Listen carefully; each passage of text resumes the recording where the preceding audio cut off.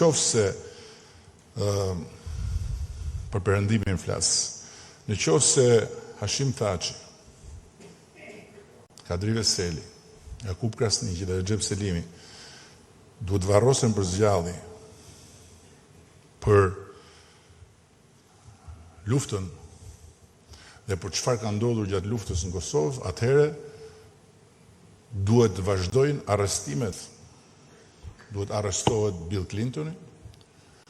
duhet arrestohet Javier Solana, duhet arrestohen